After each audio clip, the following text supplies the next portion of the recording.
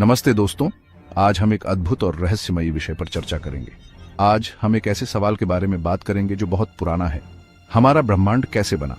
यह सवाल सदियों से मानवता को आकर्षित करता रहा है। यह एक ऐसा रहस्य है जिसने वैज्ञानिकों और दार्शनिकों सबको उलझा रखा है।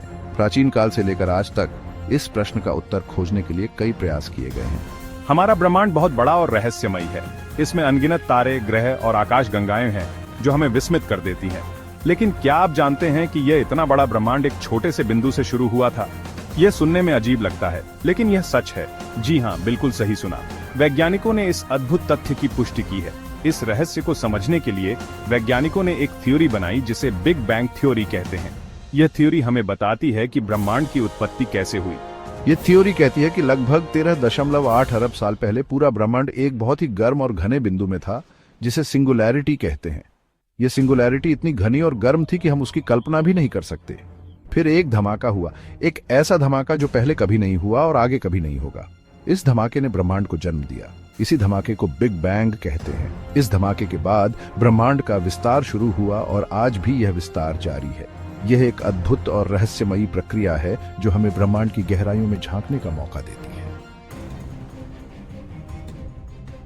बिग बैंग के बाद ब्रह्मांड बहुत तेजी से फैलने लगा। यह फैलना आज भी हो रहा है, जैसे एक गुब्बारे पर बने बिंदु एक दूसरे से दूर जाते हैं जब उसे फुलाते हैं। लेकिन ध्यान देने वाली बात यह है कि बिग बैंग किसी तारे के फटने जैसा नहीं था। यह तो खुद अंतरिक्ष का फैलना था, जिसमें एनर्जी और मैटर सब तरफ फैल गए। जैसे जैसे ब्रह्मांड फैला, वह ठंडा भी होता गया। यह ठंडा होना बहुत जरूरी था, क्योंकि इससे मैटर के कण आपस में मिलकर बड़ी चीजें बना सके।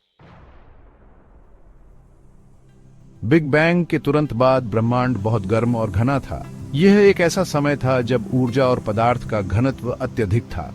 उस समय सिर्फ छोटे छोटे कण जैसे कि क्वार्क और लेप्टॉन थे। ये कण अत्यधिक ऊर्जा के कारण बहुत तेजी से गति कर रहे थे। लेकिन जैसे जैसे ब्रह्मांड ठंडा हुआ, ये कण आपस में मिलकर प्रोटॉन और न्यूट्रॉन बनाने लगे। यह प्रक्रिया लाखों सालों तक चली। प्रोटॉन और न्यूट्रॉन के मिलने से परमाणु बने और इन परमाणुओं ने मिलकर हाइड्रोजन और हीलियम जैसे तत्व बनाए, जिनसे तारे और आकाश गंगाएं बनी। ये तारे और आकाश गंगाएं ब्रह्मांड के निर्माण में महत्वपूर्ण भूमिका निभाते हैं। गुरुत्वाकर्षण बल के कारण ये शुरुआती तारे और गैस के बादल आपस में मिलकर बड़ी आकाश गंगाएं बनाते गए। ये प्रक्रिया आज भी जारी है। आज हम जो ब्रह्मांड देखते हैं उसमें अरबों आकाश गंगाएं हैं और हर आकाश गंगा में अरबों खरबों तारे हैं। यह एक विशाल और अद्भुत दृश्य है और हर आकाश गंगा में अरबों खरबों तारे हैं। ये तारे और आकाश गंगाएं ब्रह्मांड की विशालता को दर्शाते हैं। यह सब कुछ उस एक छोटे से बिंदु, उस सिंगुलैरिटी से शुरू हुआ था। यह सिंगुलैरिटी एक अत्यंत घना और गर्म बिंदु था, जिसमें समस्त ब्रह्मांड की ऊर्जा और पदार्थ समाहित थे। हमारे ब्रह्मांड में जो भी एलिमेंट्स हैं, वे सब तारों के अंदर बने हैं।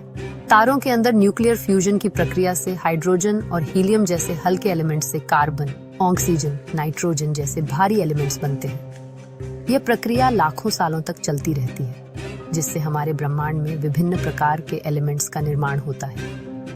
तारों के अंदर न्यूक्लियर फ्यूजन से हाइड्रोजन और हीलियम जैसे हल्के एलिमेंट्स से कार्बन, ऑक्सीजन, नाइट्रोजन जैसे भारी एलिमेंट्स बनते हैं। ये प्रक्रिया तारों के जीवन के दौरान होती है और जब तारे अपने जीवन के अंत में पहुंचते हैं तो वे सुपरनोवा के रूप में फटते हैं।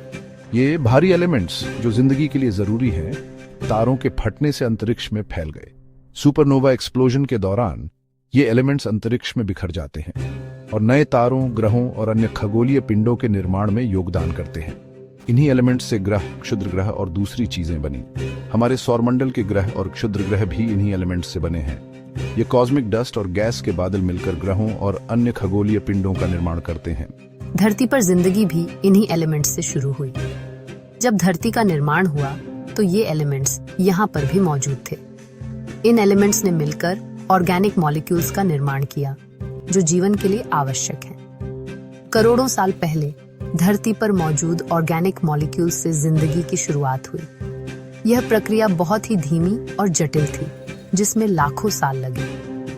धीरे धीरे इन मॉलिक्यूल्स ने मिलकर पहले सिंपल सेल्स और फिर कॉम्प्लेक्स ऑर्गेनिजम्स का निर्माण किया।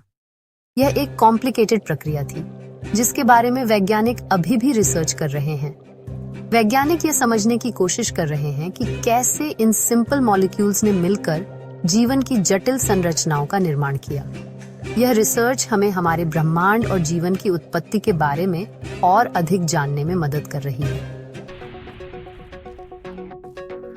बिग बैंग थ्योरी हमें बताती है कि हमारा ब्रह्मांड लगातार फैल रहा है, बदल रहा है। यह एक डायनामिक जगह है, न कि एक स्थिर चीज। इससे हमें अपनी जगह ब्रह्मांड में समझने में मदद मिलती है। हम इस विशाल और रहस्यमयी ब्रह्मांड का एक छोटा सा हिस्सा है, एक ऐसी कहानी का हिस्सा है जो अरबों साल पहले शुरू हुई थी। बिग बैंग थ्योरी हमें यह भी याद दिलाती है कि हमारी पृथ्वी कितनी कीमती है। यही एक ऐसा ग्रह है जहां जिंदगी है और हमें इसकी रक्षा करनी चाहिए।